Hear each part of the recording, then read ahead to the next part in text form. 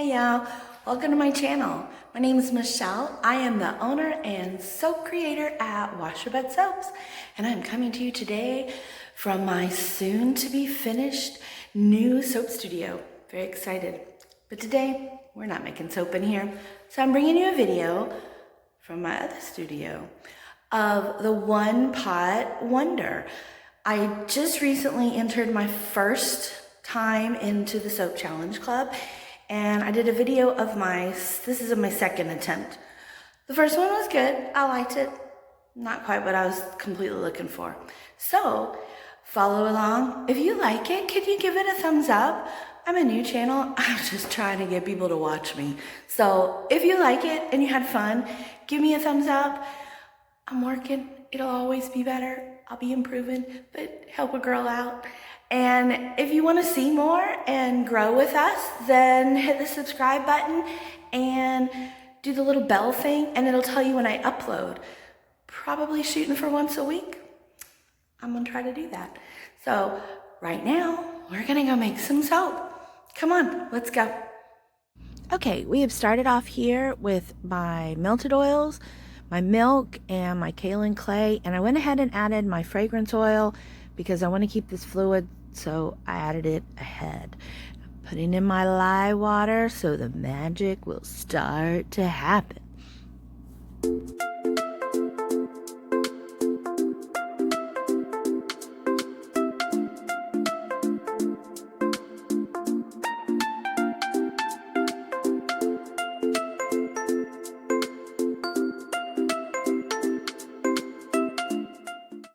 Okay, so I stick blended just to get it emulsified, barely add a trace, and now I'm going to divide it up. I have some TD in one cup, a blend of some kind of golden yellows in another, and the last one is like an apple moss green. It's actually from Brambleberry. And I'm going to just divide the soap batter evenly between the three colors. I'm just eyeballing it. There's no real need for this soap to measure it, but I'm just going to get it, and then we're going to scrape it all out because we want every last little bit of that soap into those buckets. So now I'm going to go ahead and just stir in carefully these colors. I am trying to keep this batter fluid. The TD one, I am going to have to do that with a stick blender because with TD, the stick blender just really helps to make it bloom. But the others, I just want to mix them in. I don't want this soap to thicken any more than I have to, because this pour has a nice fluidness to it to make it look feathery. You'll see when it's done.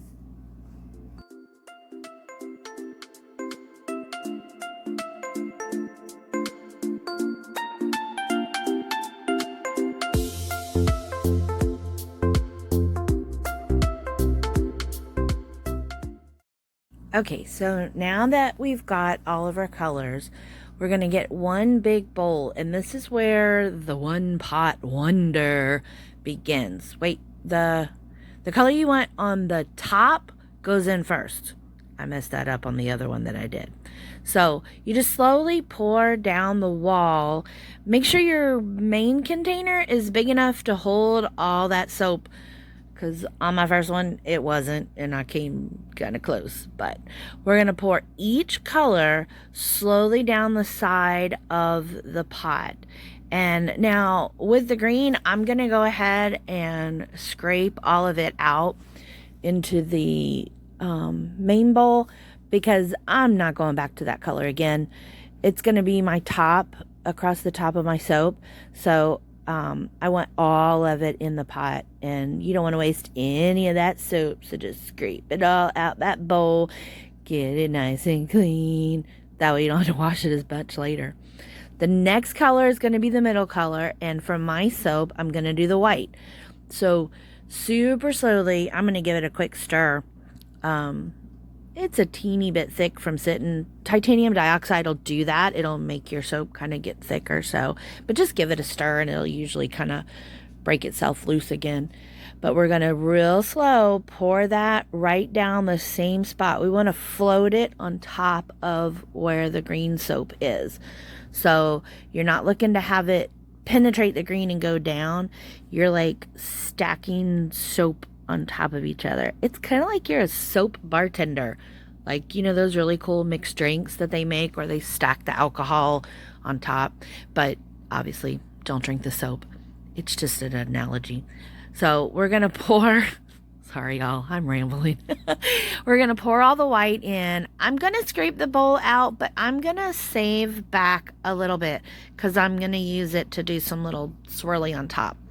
So we've got the two colors in. Now the yellow is technically, when we pour, going to be the bottom of the soap.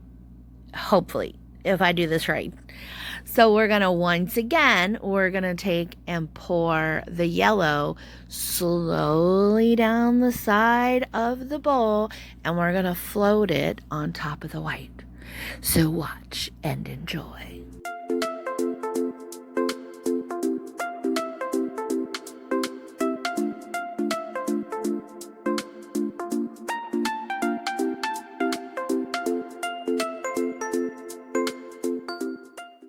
Do you guys like that? So now I'm going to go ahead again. I'm going to scrape most of the yellow out, but I'm going to save a little bit of that to kind of swirl in with the white on top. So we're just going to set that aside. It's just a little bit. So most of it went into the pot. Okay, now we're going to take, I just folded up a towel to kind of elevate the side of the mold a little bit, just so it's at an angle. And we're going to take that pot and steadily pour down the wall of the mold, and we're going to go back and forth. Now, just like a football player watching their tapes back from their games, I am seeing now that I should have pulled it a little bit closer to the wall to truly get the way this pour is. It's a little bit more towards the middle, but I still absolutely love the soap, and it's soap, so I'm thrilled with it. Now, once you get almost to the top, go ahead and flatten that loaf out. Otherwise, you're going to be pouring soap all down the side of the mold. Now, I'm just taking that last little bit and topping it off, and as you can see, the green is pretty much covering the top of it. The yellow's in the bottom, the white is kind of swirling in the middle, and then the green is on top, just like I wanted it. So now I'm going to take that little bit of yellow and white that we saved. You remember? I'm going to take a little bit of that golden yellow blend and just splatter it, and same with the white. Now, this makes a lovely little mess, but I have a theory. When you're being creative, you're going to make a mess. Just embrace it and clean up afterwards. I did take a little bit of brown mica from Nurture Soap, and I mixed it with a little bit of sunflower oil and did like a oil mica swirl into there just to break it up a teeny bit. The oil will absorb in, the mica will stay. And then I just did a little swirl just so the colors all kind of look happy together. They weren't gloppy, so they're in there. Now, the next thing I'm going to do, I got to break up some of those big spots there. The next thing I'm going to do is I'm going to take my spoon in a minute because, well, I really like swirling. Leave it alone, Michelle. Step away. Put the chopstick down. Walk away. Go get the spoon.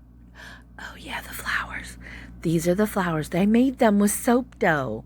So those are going to go on top of the soap. So now I'm taking the spoon. Yes. You can't see because my arm's in the way. I told y'all I'm still learning about this video stuff. Y'all just hang with me. I'm figuring it all out.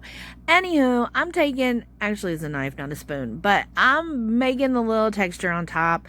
I wanted to have like a little hill to put the flowers in instead of just plunking them in there in the middle of the soap. So I take the soap dough. I made these a day or two ahead of time. They're just soap dough. I got it from Sorcery Soap because I absolutely love Bee, and she is the smartest person in the world on soap, I think, at least. That's my opinion. But we're adding the soap dough flowers in, and all 10 of them are in there and set just right and spaced right so I don't cut into them when I go to slice it. And there we go. That is my finished soap. We're going to spritz it with some rubbing alcohol so it doesn't ash. And that's my final. There you go. See the swirls and the feathering? I'm so happy. Guys, if you had fun with this, give us a thumbs up. Go ahead and subscribe. I got more stuff coming. I'm new, so come on the journey with me.